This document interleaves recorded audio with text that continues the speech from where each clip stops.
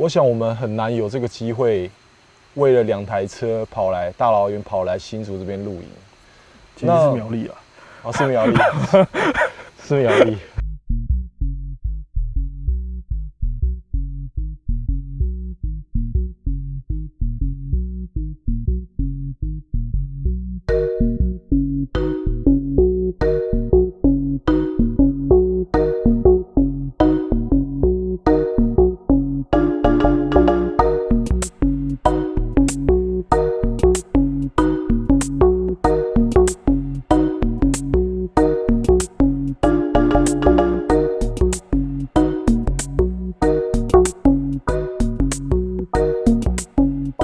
SADV 粗犷的越野风格，配上速可达的舒适便利，以现行的车款分类来看，它绝对是台格格不入的异类。但这样大胆的叛逆风格，也正是它的醍醐味所在。先不论性能如何，光是这强烈的个性就足以让人沉醉。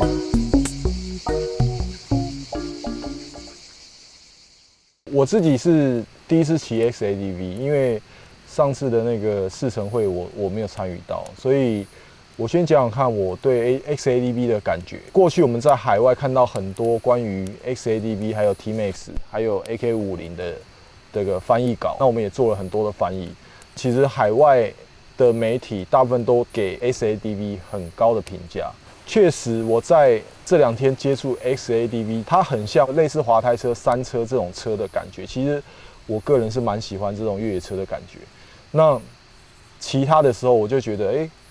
它有点像 T-MA 传统速可达，但是它的操控感又带有着越野车的感觉。这个部分Honda是确实有做到。我对 XADV 的感觉的话，我其实会从 NC 这个家族的方式切入，它整个骑乘起来的感觉会更像是 NC 750X 那种有点 crossover 的感觉，但是它在骑乘姿势上面，它又是更像偏向大洋的舒适取向。而最让人欣赏一点，我觉得是它的车厢空间。没有，但是它的车厢空间，如果你要跟 AK 比，或许它稍显小一点。稍显小一点。但是我觉得，当然这样讲不太公平啦，因为它的深度其实是蛮让人惊艳。因为确实我们试过很多车，它都标榜着大的置物空间，什么几公升几公升，但是你发现它连一顶正规的全罩安全帽都下不去嘛。对。而还有一点是我其实很喜欢它的风镜啦。其实这不管是 VFR 还是那个 XADV， 其实它的风镜都有一点很棒，就是免工具的调整。其实我们知道很多的免工具调整，它是用那个我们说异形螺丝啦，你还是用手去转。那可是它这个就是一个快调机构，你就是转了之后直接拉，加上它的整个设计的扰流效果非常好。那我们其实，在西滨这样整路的高速巡航，它是很轻松的。收窄且零线分明的车身线条，诠释出前卫大胆的跨界气势。也因为如此，确实如外媒所讲的，高速行驶时双脚会受到风的侵扰。但看那自概念车以来原汁原味的犀利外形，这样的妥协似乎能让人接受。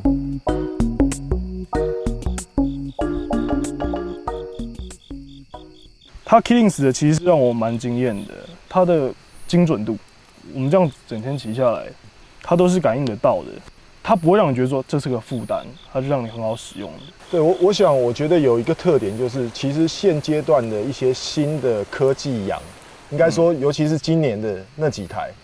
它都会有一个让人家会对它的界面很有距离感的感觉。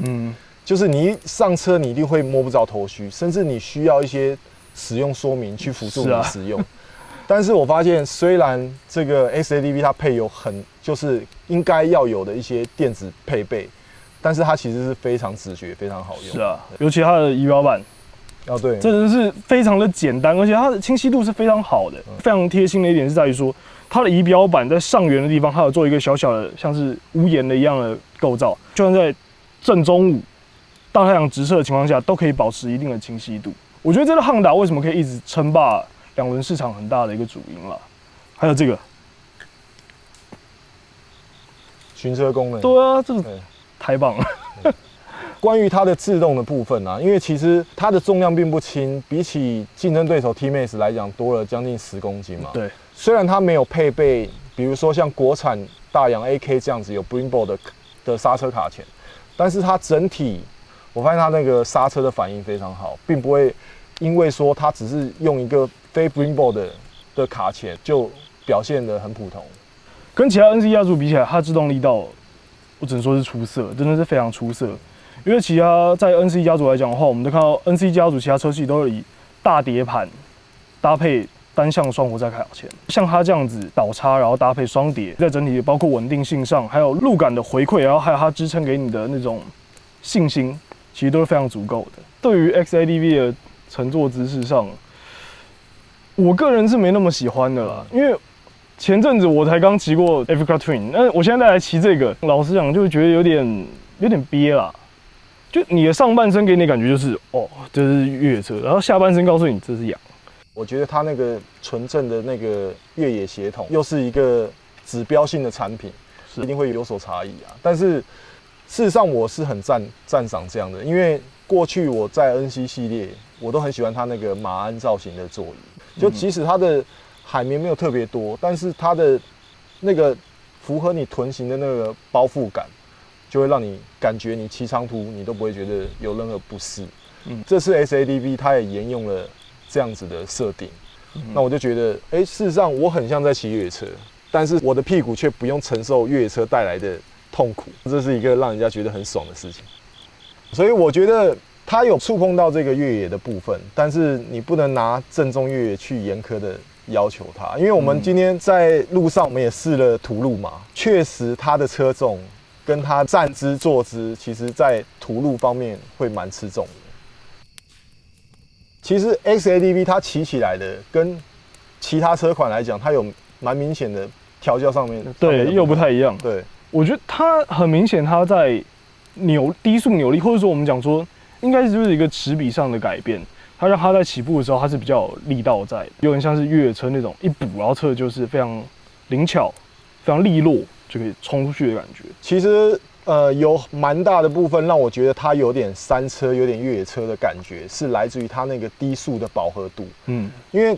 它甚至有点让我感受到很像是单缸的滑胎车的那种感觉。对，我相信它，如果你是喜欢骑这个滑胎车的人，你在 XADV 上面换一套竞技用的道路轮胎，我相信它会在道路上玩得非常的快乐，一定可以非常的尽兴。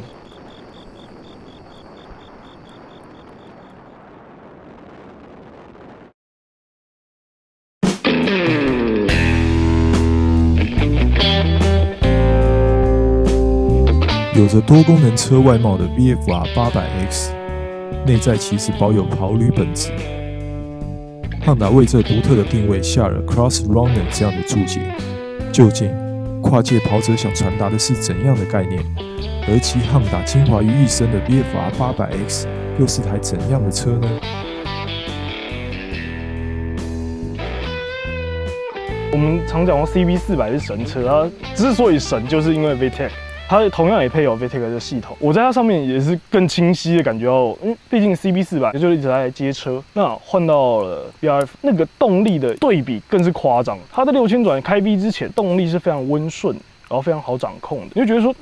这个车你可以随心所欲。但是开 V 了之后，你就会发现说，它是可以冲的，瞬间你就看到开 V 之后那个转速是11000，然后你就换下一档，那个感觉，那个热血的感觉，其实是不输跑车的。对，因为我今天其实在61上面有小试了一下，因为我们经过凤鼻隧道嘛，一个台湾经典的长隧道，对，那我们就稍微试探了一下它的底，到底这颗800的 V4 引擎能够做出什么样的表现。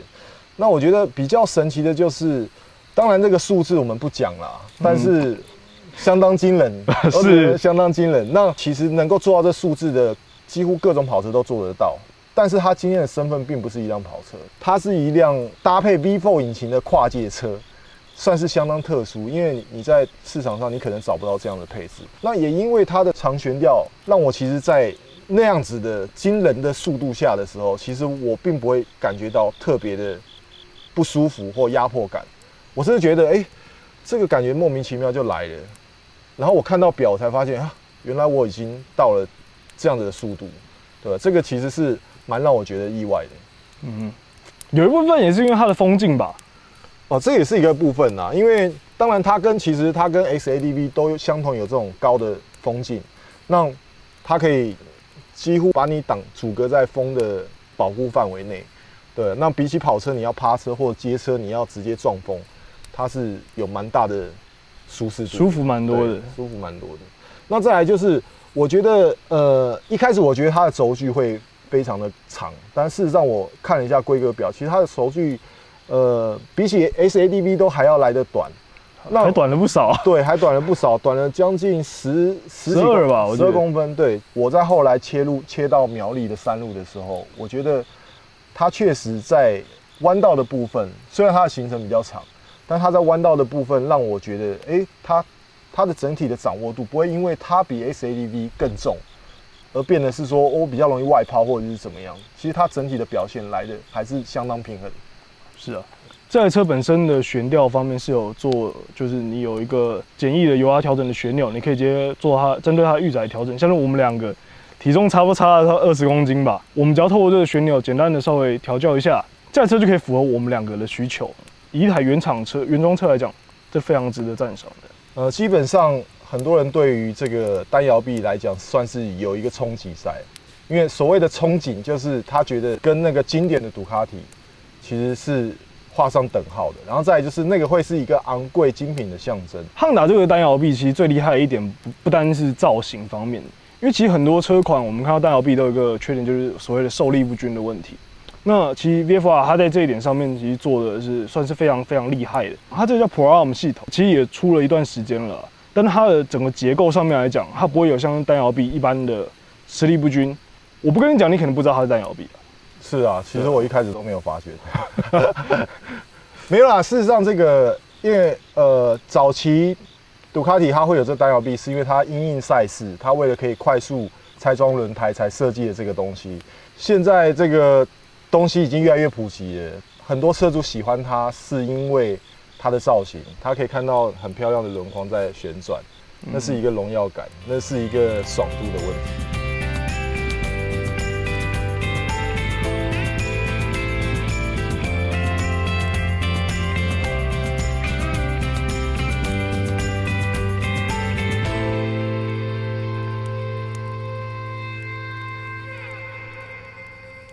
VFR 它这一次的大改款有一个其中一项重点，就是在于说它头灯升级为 LED 头灯。那基本上它这个头灯的亮度跟广度，不管远近灯，我都给它很高的分数。还有它的 X 型的日行灯，漂亮的没话讲。但是它的高度我实在是给一个大问号啊！它光的近灯就打在人家后照镜上，这其实是还是因为你没有去调整过。对，我也在想，可能是没有调整的问题，但是我不知道它怎么调，因为它是 LED 的，可能到时候要回去请教一下原厂技师吧，要不然它这个亮度这样子，然后结果打那么高，有点可惜的。为长途旅者所打造的 VFR 800X， 除了设置5段可调加温手把、马鞍造型、泡棉厚度充足的前座，创造出极佳的乘坐体验，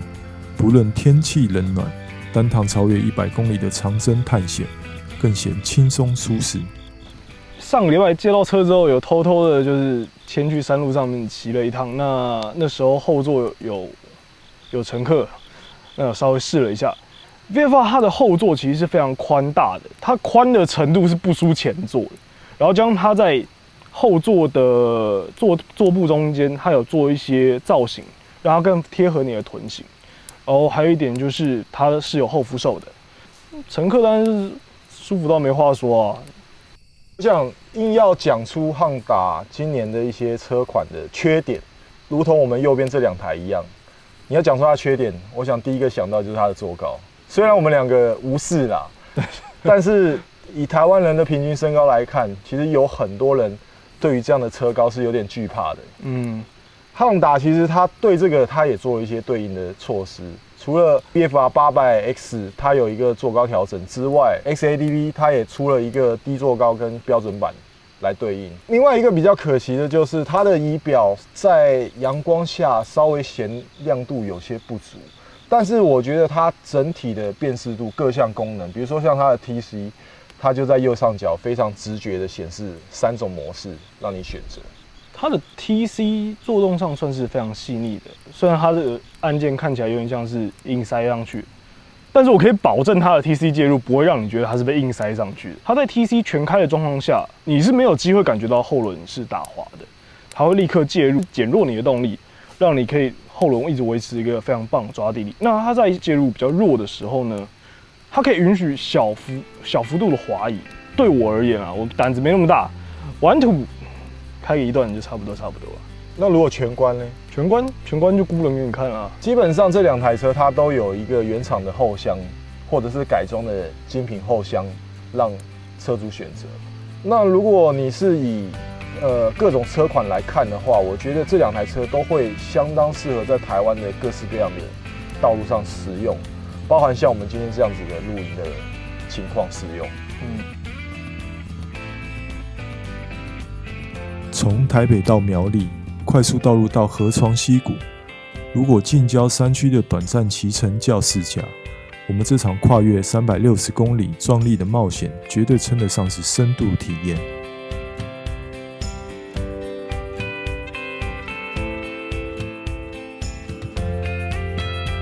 没下西床，你很难体会 XADV 的跨界极限；